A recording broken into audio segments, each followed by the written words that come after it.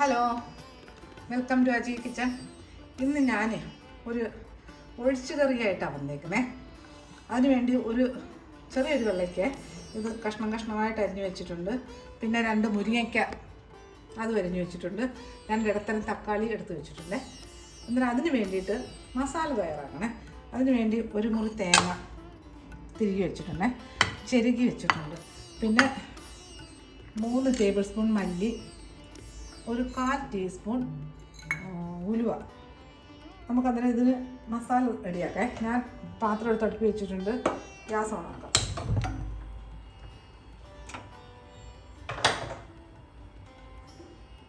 നമുക്ക് ശകലം വെളിച്ചെണ്ണ ഒഴിച്ചു കൊടുക്കാം. ശകലം മതി. നമുക്ക് ഈ 1/4 ടീസ്പൂൺ ഉലുവയില്ലേ, അത് ഞാൻ ഇട്ട് കൊടുക്കാം. അതിലോട്ട് ഈ മല്ലിയും കൂടി ഇട്ട് കൊടുക്കാം. ചെറുതായിട്ടൊന്ന് ഓക്കെ, മല്ലി ഇട്ട് കൊടുക്കാം.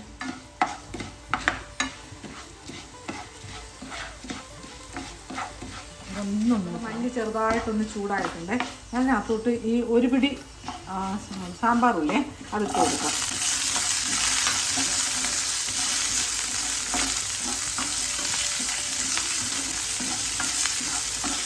സാമ്പാർ ഉള്ളി ഒന്ന് വാടണം. ഇതിനകത്തോട്ട് ഒരു 2 തുണ്ട് വേപ്പിലയും കൂടെ, കറിവേപ്പിലയില്ലേ, അത് ഇട്ട് കൊടുത്തിട്ടുണ്ട്. ഇതിൽ നമുക്ക് തേങ്ങ ഇട്ട് കൊടുക്കാം.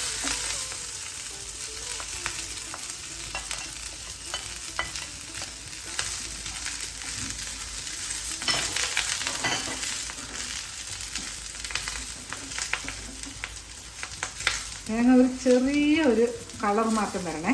ചെറുതായിട്ട്, വലുതായിട്ടൊന്നും നോക്കണ്ട.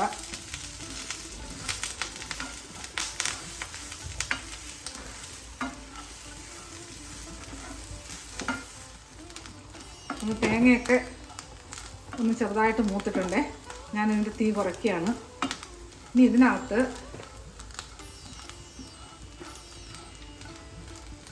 ഈ തീരെ കുറച്ചിട്ടുണ്ട്.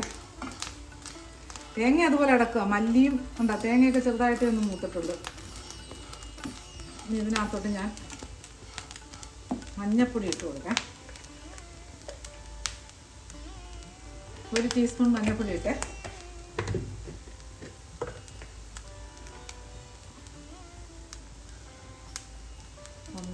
ഒരു 1.5 ടീസ്പൂൺ പിരിയൻ മുളക് പൊടി ഇട്ട് കൊടുത്തിട്ടുണ്ട്. ഇതൊന്ന് ചൂടാക്കാം.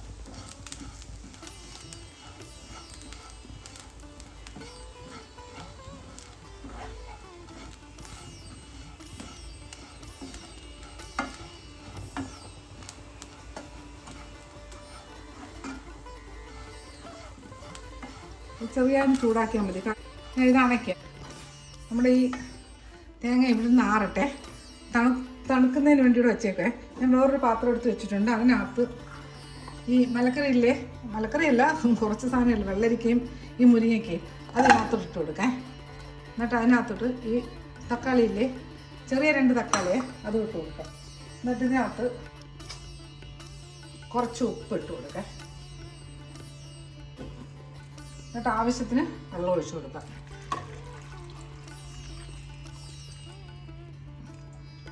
തീ കത്തിക്കാം. അത് അണച്ചിട്ടേക്കില്ലേ.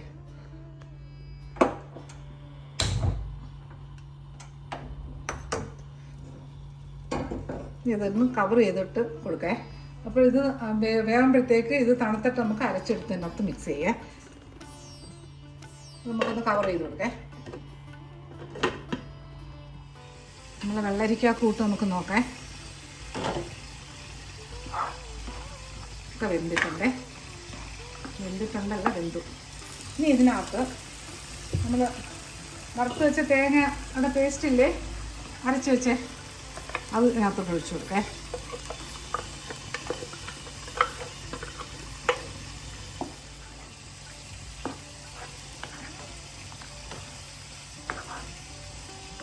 കുറച്ച് മിക്സി കഴിഞ്ഞിട്ട് കുറച്ച് വെള്ളം ഒഴിച്ചു കൊടുക്കാം.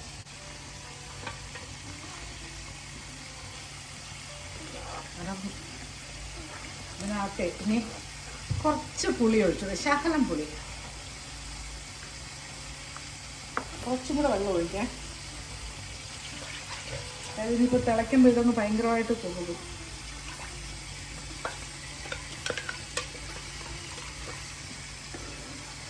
ഇത് മതി.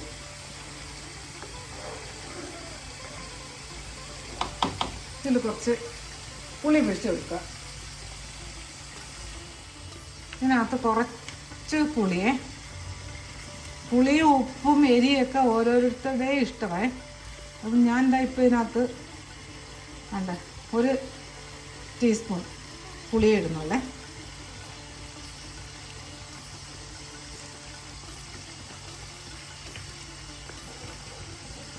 ഇതൊന്ന് തിളയ്ക്കട്ടെ, എന്നിട്ട് ഉപ്പൊക്കെ നോക്കാം.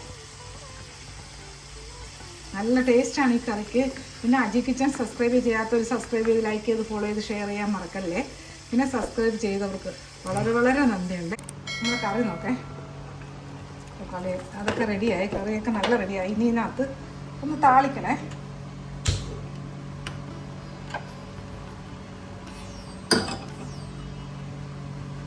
നമുക്ക് കുറച്ച് വെളിച്ചെണ്ണ ഒഴിച്ചു കൊടുക്കാം. മതി. എനിക്ക് എണ്ണയിലോട്ട് 1.5 ടീസ്പൂൺ കടുകിട്ട് കൊടുത്ത് ഇതിനകത്ത് ഒരു 2 കഷ്ണം ഉള്ളി കുഞ്ഞായിട്ട് അരിഞ്ഞ് വെച്ചത്.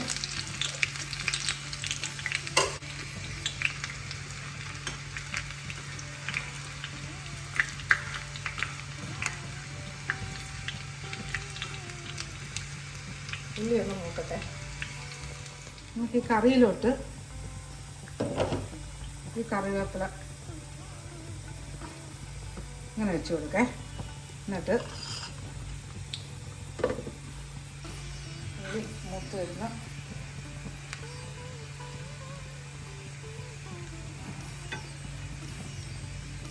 ഇതിനകത്ത് ഒരു 4 പച്ചമുളക് കഷ്ണിച്ചിട്ടുണ്ട്, അത് ഇട്ട് കൊടുക്കാം.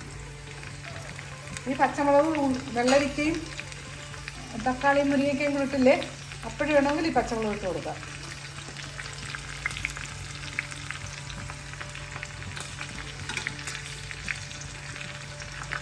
ഇത്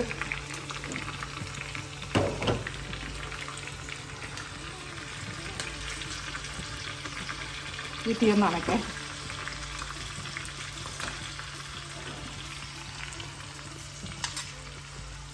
ഇതിലോട്ട് ഒഴിച്ചു കൊടുക്കാം.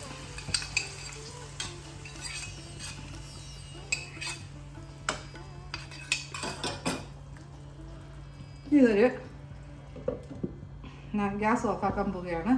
ഒരു 2 മിനിറ്റ് ഇങ്ങനെ കിടക്കട്ടെ. നമ്മൾ കറി എടുക്കേ.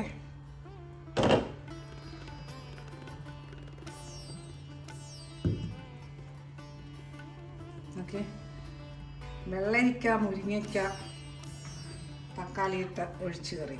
അടിപൊളി ടേസ്റ്റായി കറിയൊക്കെ കേട്ടോ. വിശ്വസിക്കാൻ പറ്റാത്ത ടേസ്റ്റായി. നമുക്ക് നല്ല ടേസ്റ്റാണ്. അപ്പോൾ ഇതുപോലെ എല്ലാവരും ഒന്ന് ഉണ്ടാക്കി നോക്കണേ. സബ്സ്ക്രൈബ് ചെയ്യാത്തവർ അജി കിച്ചൺ ഒന്ന് സബ്സ്ക്രൈബ് ചെയ്തേക്കണേ. നല്ല ടേസ്റ്റാണ്. ഞാൻ ഉപ്പ് നോക്കി, അടിപൊളി ടേസ്റ്റാണ്. അപ്പം അടുത്ത ദിവസം അടുത്ത കറിയായിട്ട്